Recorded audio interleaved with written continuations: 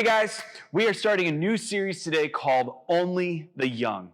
So, agree or disagree with me, there is so much possibility, potential, and power at your fingertips when you're young. And I think I agree. Just Google songs with the word young in the title, and you'll find a ton of older people still trying to be young. Why? Because there's a power that only the young have. It might not always feel like this, but the truth is, younger people are often some of the most influential people around. Just think about the power that only the young people in society have. So speaking of music, teenagers and young adults influence what music and movies top the charts and win awards. And on top of that, consider this. Your generation spends up to $143 billion a year, which means that you have massive influence on the way that companies are creating, marketing, and selling products. And it was people close to your age participating in sit-ins during the civil rights movement of the 1960s. And teenagers are advocating to end gun violence in schools today. And Louis Braille was 15 years old when he invented Braille, which is revolutionizing the way visually impaired people interact with the world. Okay, so you probably get the point. This phase of life that you're in comes with endless possibilities. You have so much power to influence the way the world works, to invent tools that make life better for others, and to fight for change in the areas where you see injustice happening. And that is a lot of power, especially for young people. And as Uncle Ben told Peter Parker, and if you don't know who that is, that's Spider-Man in case you're lost, which with great power comes great responsibility. But come on, you already know this, right? In fact, some of us feel it every single day. You know deep down that being young gives you a ton of potential and lays out so many possibilities for you. And you've heard for years that you can change the world. And that probably feels really hopeful and at the same time might feel like a lot of pressure. But either way, you can't deny that young people are powerful. Now think about your faith. When it comes to faith, some of us are being underestimated. Isn't it true that sometimes faith doesn't feel filled with power or possibility like other things like your generation gets to be a part of? And I mean, I listed out world-changing things that people your age have done throughout history, but when it comes to faith, sometimes it can feel like all you're being challenged to do is just show up to a service on a Sunday, or when we kick things off on Wednesday, show up to that service, or just sing songs and hopefully on key, or just talk to your friends for a few minutes, or just repeat that same routine more often than not throughout the 52 weeks of the year. And so you check off those boxes for 1 hour and 1 day a week, and that's called faith, right? I mean, is that really all there is to it? And when it comes to the idea of church and what it means to live out a real faith, some of us feel like the low expectation to just show up is underestimating our potential. Others of us feel a very different way. We don't feel underestimated. We feel overwhelmed by the pressure when it comes to faith. And here's what I mean. Maybe the pressure to show up feels like a lot to you, and you feel guilty when you can't actually be here at church. Or maybe you feel a lot of pressure to follow all the rules so that you don't mess up your reputation as a Christian. Or maybe you feel like being a Christian is actually a huge burden instead of something that brings you a ton of joy. So look, even if you're brand new to this whole church thing, you might notice pretty quickly that it's easy to feel one of these two ways. Either underestimated, like, I could do more, or overwhelmed. And when you're young, every other area of life can feel so full of possibility and power, but sometimes our ideas of faith can actually feel just so basic. So check out this video to see what I mean. When you're young, every other area of life can feel so full of possibility and power, but sometimes our idea of faith can feel so basic. It kind of feels like this. You've seen one of these before, right? This is a bike pump with a pressure gauge built into it. So basically, when you're pumping up a tire on a bike like this, There's a number, it's called the max PSI number, right? And I know it sounds really, really scientific, but basically it means the pressure per square inch. Scientific, but it's just a number that you aim for when you're adding air to the tire and you watch the pressure gauge go up. It's exactly the amount of air that the tire needs to work like it was created to work. See, when you're filling up the tire and the gauge shows you that you haven't reached the max PSI number, if you stop there, then the tire will be flat or soft and you won't get the most out of it. And if you push way past the max PSI number and add too much air pressure, then eventually the tire will explode. Like, hopefully not when you're riding the bike, that would be catastrophic. I mean, you probably get the point, right? The same thing happens in our lives, especially when it comes to faith. At times, the pressure gauge connected to our lives shows that we could actually handle more to truly be at our best. Not more pressure, but more responsibility, more room to own our own faith, more help following Jesus every day. At other times, it feels like the gauge is way past our max PSI number. It feels like if we are given any more rules to follow or any more standards to have to live up to, we will eventually explode. Or at least we'll get so worn out by the pressure that it might not feel like faith is worth doing anymore, right? Is Christianity just supposed to be a life of pressure being put on us by other people? Or is it something that we can take ownership of, just like young people have done with so many other things throughout history that have wound up actually changing the world? Can faith be bigger and better than the basic version that we feel pressured to fit into? And that's so good. We really can take on a lot more ownership of our own faith and not worry about the pressure that we may be put on us to live up to being a Christian.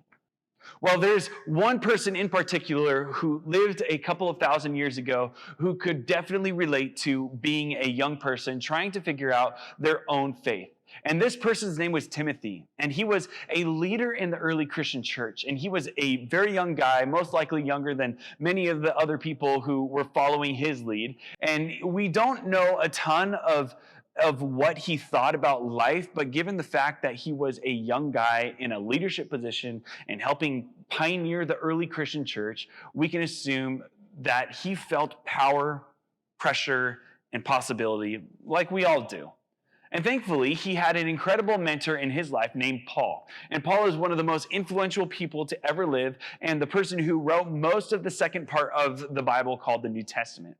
And what's so cool is that Paul actually took the time to write words of encouragement and advice to Timothy. And we get to read these letters because they are a part of the Bible called 1st and 2nd Timothy. And so there's one part of the letter that I imagine meant so much to Timothy, and it can have a big impact on us today. So check out what Paul wrote to his young friend in 1 Timothy 4:12. It says, "Don't let anyone look down on you because you are young, but set an example for the believers in speech, in conduct, in love, in faith, and in purity." So put yourself in young Timothy's shoes. It was his job to tell the other people in the church that they couldn't do certain things. It was his job to tell people with much more life experience what choices were wise and what choices were not. Oh, and imagine the expectations people had of Timothy. There totally could have been people watching his every move, just waiting for him to prove that he was too young for his leadership role. How would you feel in his position, trying to lead all of these people? And Paul, the top dog leader of the day, writes to Timothy and basically says, hey, don't let other people expect less of you. Don't let other people look down on you. Don't let anyone set the bar too low for your life. Instead, Paul tells Timothy to be an example for other people. Lead the way in all sorts of important areas. Set a high bar for yourself. And Paul saw the potential and power in young Timothy's example. And Paul told Timothy to set an example in the way that he talked, in the way that he behaved, in the way that he loved others, in his way of trusting God and in loving with healthy boundaries. All of these examples had something in common. They showed us that Paul saw something in Timothy. And in his second letter to him, he explains a bit of what he saw. So let's look at what Paul wrote in 2 Timothy 1, verse 5. I am reminded of your sincere faith, which first lived in your grandmother Lois and in your mother Eunice, and I am persuaded now lives in you also.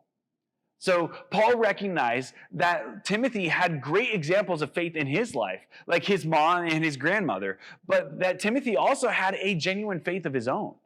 And see, whether he was being underestimated by others or overwhelmed by misplaced pressure, Timothy understood that his faith was something only he could own. Yes, it may have started as a copy of what he was taught from his mom and grandma, but eventually it became his own. This kind of ownership changed his life. He didn't have to pay attention to the pressures that other people were putting on him because he had a faith of his own. And he owned his faith, meaning that he took his faith personally and took steps to actually strengthen his faith. And this can be your story too. There's a chance that when it comes to faith, up until this point, you've either felt underestimated or overwhelmed. You've felt the pressure that other people have put on you in ways that have caused faith to either feel too basic or too much for you to handle. And either way, we learn from the words of Paul and example of Timothy that you can own your faith. You aren't meant to let the pressure of or lack of expectation from other people define the way that you relate to God. Just like young people don't wait for permission to change the world, you don't have to wait for permission to make your faith your own. You can follow the example of Jesus, do the things that he did, and become more like him regardless of whether or not you feel underestimated or overwhelmed right now. So here's what this looks like. If you're feeling underestimated when it comes to your faith journey, here are a few steps that you can take to own your own faith. The first one, explore what you believe.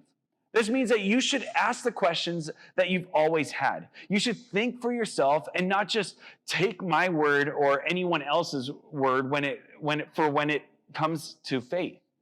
People like your life group leader and me are here to help you, but we're not able to own your faith for you. You have to do it yourself.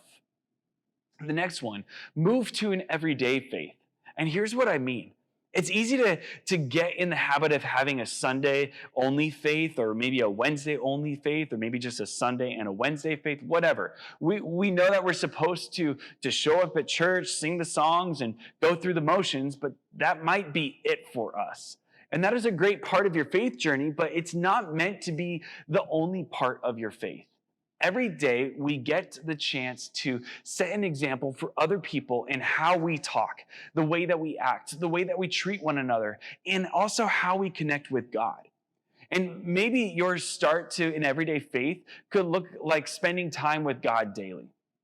And then the next one, invite others in, which is exploring with other people. Invite other people to learn about faith with you. Ask me or your life group leader for resources to help you grow in your relationship with Jesus. Ask us your questions, the things that you are struggling with, and we may not know the answers, but we can try to figure them out together. Go on the journey to build a faith of your own, not one that's just based off of what other people in your life believe, but try to dig deeper and invite other people into your story. And then the next one, check your pressure.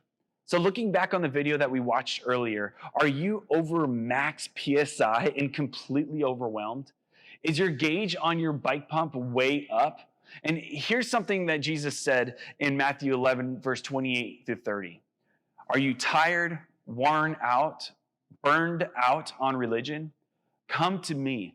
Get away with me and you'll recover your life. I'll show you how to take a real rest. Walk with me and work with me. Watch how I do it. Learn the unforced rhythms of grace. I won't say anything heavy or ill-fitting on you. Keep company with me and you'll learn to live freely and lightly. This is what faith is supposed to feel like. It's not always easy, but it's also not supposed to feel like constant pressure. If you're feeling too much pressure, just relax.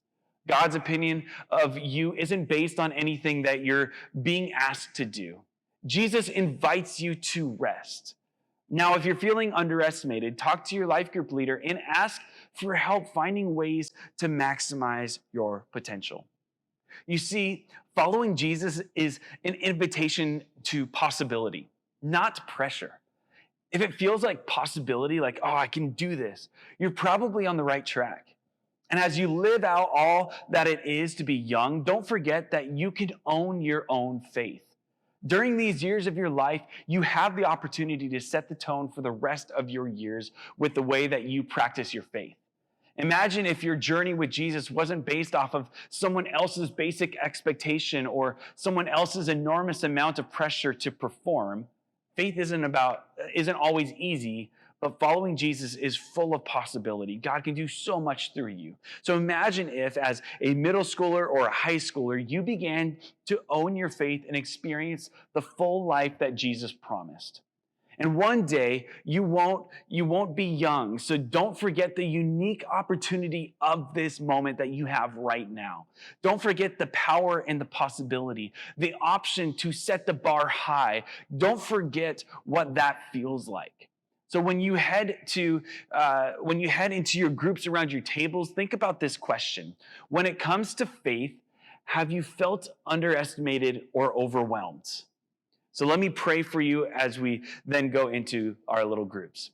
Father, thank you so much for just the potential that you have given in every single one of these students who are watching right now. That when they are young, they can make a difference in the world. And I pray that they understand the impact that they can have, not just in Roots, but around the community around them. So continue to grow their gifts and talents for you. Continue to help them understand who you are in their faith and that they can own their own faith. Father, you are good to us. We love you, and we pray this in your name. Amen. Hey, thanks for watching, guys. Next week, Keziah will be with you, and she's got a great message in store for you as we talk about only the young. All right, talk to you later. Bye.